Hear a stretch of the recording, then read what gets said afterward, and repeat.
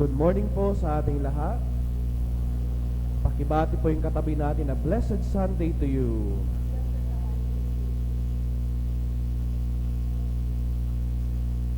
Namulat tayo sa kaisipan ng salitang dakila, laging nakakabit sa numero, sa posisyon, sa grado, sa mga pangalan na nakakabit din sa ating mga pangalan, mga titulo.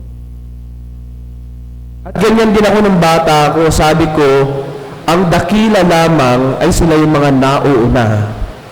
Dapat first place, dapat rank 1, dapat siya yung laging nakikilala. Kapag second, third, papalakpakan, pero hindi ikaw yung pinakadakila. Alam niyo yung itong kaisipan na ito, nadala ko sa loob ng seminaryo at I'm so thankful na unti-unti itong nabago sa pamamagitan ng aking tunay na karanasan kasama ng isang komunidad. Doon ko napagtanto na hindi mo kailangan magkaroon ng posisyon para makapagsilbi. Doon ko rin napagtanto na kahit ikaw yung nauna, rank 1, hindi ikaw yung pinakadakila. Kahit walang mga nakakabit sa iyong mga pangalan, pwede ka pa rin palang makapagsilbi sa iyong kapwa. My dear friends, ngayong linggong to, napakinggan natin ng magkapatid na lumapit kay Jesus para hingin sa Kanya na pagkatapos ng buhay nila, dalawa silang uupo kasama ni Jesus sa Kanyang kaharian. Isa sa kanan at isa sa kaliwa. Kaya naman nung narinig yung ng ibang alagad ito, nagalit sila. See, even among the apostles, parang meron tayong makikita na parang may competition. Kasi nga, hindi naman agad-agad na ganon ka-purified yung intention nila agad-agad ng pagsunod nila kay Kristo. Hindi eh. Unti-unti nilang naintindihan na una, ang pagiging dakila kailangan ng paglilingkod.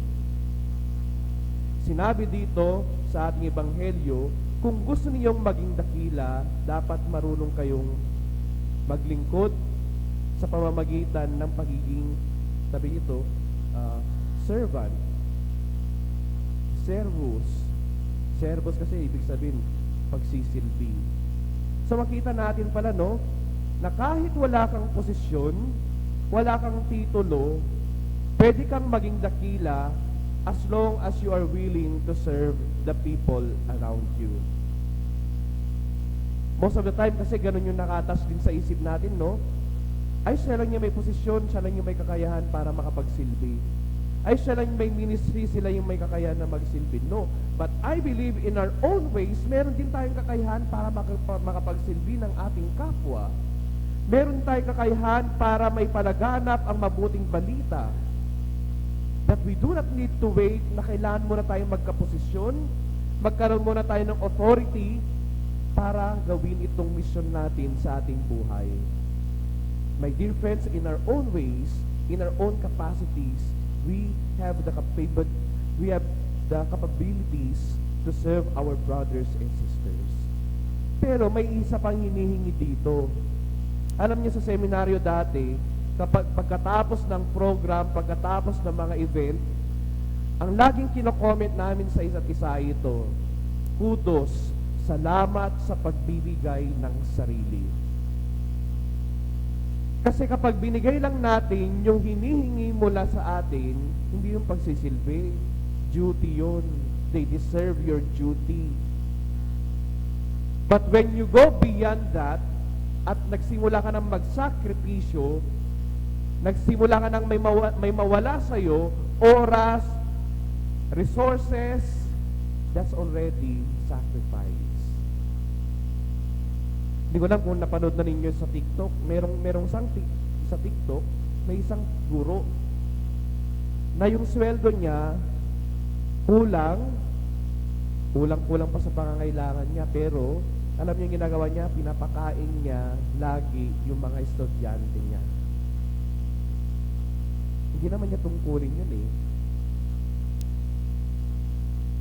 That's already beyond. And it's not only what is expected, more than Kasi nga, kung guro lang siya, magtuturo lang siya, then uwi na. Pero hindi eh. Nakita niya na may kakayahan siya para tulungan pa yung mga batang nasa harapan niya. And that's why the teacher went beyond to the point of sacrificing even the salary to feed the whole class of 10. Lagi-lagi. So makikita natin ang totoong dakila, hindi lang yung naglilingkod, kundi yung mga taong kayang magsakripisyo. And when we say sacrifice at sakripisyo, kailangan you go beyond your duty. You go beyond kung ano lang ina-expect sa iyo na nakatouch sa trabaho mo. O kunwari, yun nga, yung guro, magtuturo lang dapat, pero ngayon nagpapakain na. Hindi naman niya responsibilidad yun. Responsibilidad dapat ng mga magulang, ng gobyerno. Pero hindi eh, no? Sabi niya, hindi ko nahintayin na magkaroon ako ng posisyon or authority. Ngayon pa lang bilang guro, gagawin ko na kung ano yung nararapat. And that's why, sabi niya, I'll try to reach out, magkakaroon ako ng oportunidad para gawin ito sa mga batang ito. So, ang paglilingkod, hindi lang paglilingkod per se. You go beyond what is expected from you. At ang pangatlo, na hinihingi para maging dakila, dapat marunong kang magtiis. In our first reading, narinig natin, no? Ng pagtitiis, this is already a foreshadow of the Messiah. Sabi doon, ang pagtitiis magkakaroon ng kabuluhan. Ang pagtitiis ng suffering Messiah, according to Isaiah, ay hindi lang doon magtatapos lahat. Kung nakikimisa kayo for the past few days, narinig natin na laging pinapaalala ni Jesus sa kanyang mga alagad, to the 12 and to the 72, sabi niya doon, nung sinugo niya sila, dapat maging handa kayo. Kasi maraming aastang para mga asong gubat sa inyong pagsisilbi, sa inyong pagbibigay ng sarili, maraming mga pagsubok na kailangan ninyong tiisin. And this applies to us, my dear friends. Nakasama lagi ng pagsisilbi at pagbibigay ng sarili yung mga taong pwedeng magagalit sa inyo, yung mga taong pwedeng siraan kayo, yung mga pagsubok na iiyak kayo. Kasi nga, when you give more from what is expected from you, talagang masakit yun. Iiyak ka, mawawalan ka, mauubusan ka. Pero pinapaalala ng Diyos lagi-lagi ng kadakilaan mo, hindi mo man matatanggap dito, pero ibibigay sa iyo pagkatapos ng buhay natin dito. My dear friends, hindi na natin kailangan maging first honor. Hindi na natin kailangan magkaroon ng posisyon. Hindi na natin kailangan magkaroon ng certain ministries. Huwag na natin hintayin yung mga ito para sabihin na, tsaka lang akong magsisilbi kapag mayroon ng oportunidad. Hindi, tsaka lang akong magsisilbi, magbibigay ng sarili ko kapag meron na akong posisyon, may kakayahan. Well, we have our own opportunities na eh. Kapag tumulong ka ng kapwa, nag-reach out ka sa kapwa, nakinig ka sa iyong kapwa, minahal mo yung pamilya, pagsisilbi na yun sa simbahan sa Diyos. Basta alam natin na kung nagbigay tayo, ay sobra-sobra pa sa hiningi sa atin. I think that is true service. Kasi nga, kung binigay mo lang kung ano yung status ko, duty mo yun eh. Laging pinapaalala ng bishop sa amin eh. Kapag ginawa mo lang, yung schedule mo, wala ka ng ibang ginawa, duty mo yun eh. Saan yung service doon? Saan yung pagre-reach out doon? Saan yung pagbibigay ng sarili pa doon? See, in our own occupations, in our own workplaces, in our families, if you only do what is expected from you, you're doing your duty, and that's good. Pero hinihingi ng Diyos sa atin paglilingkod, service. Baka sabihin nyo, service naman yung pagiging public servant ko. Oo nga, pero trabaho mo yun eh. Pero saan sa punto sa buhay mo, yung nagsilbi ka talaga, you went beyond dun sa hiningi sa'yo. And that is what is asked from us, my dear friends. Yung pagbibigay ng sarili.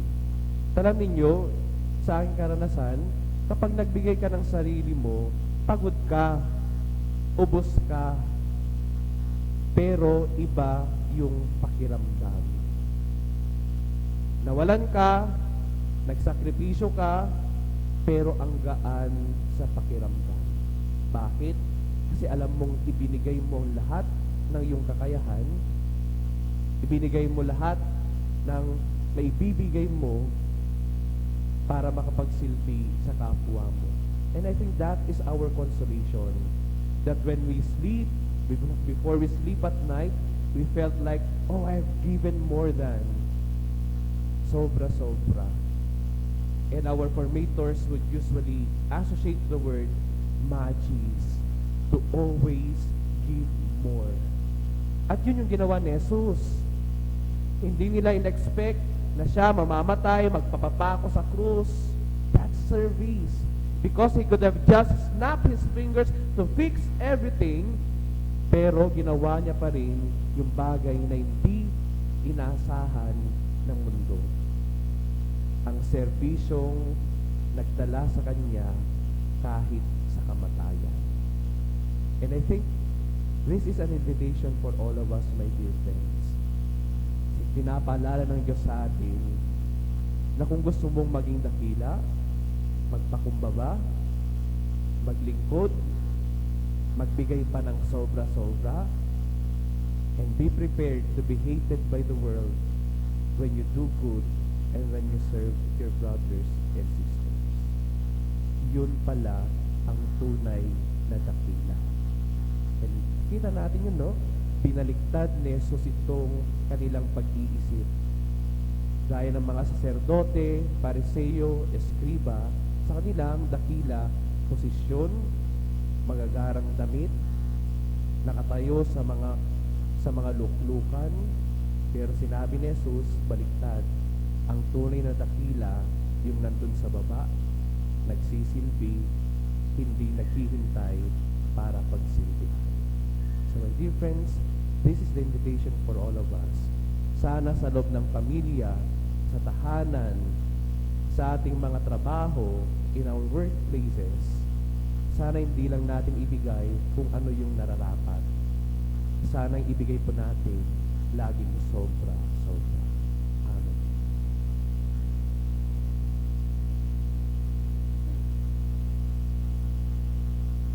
Magsitayo po ang lahat.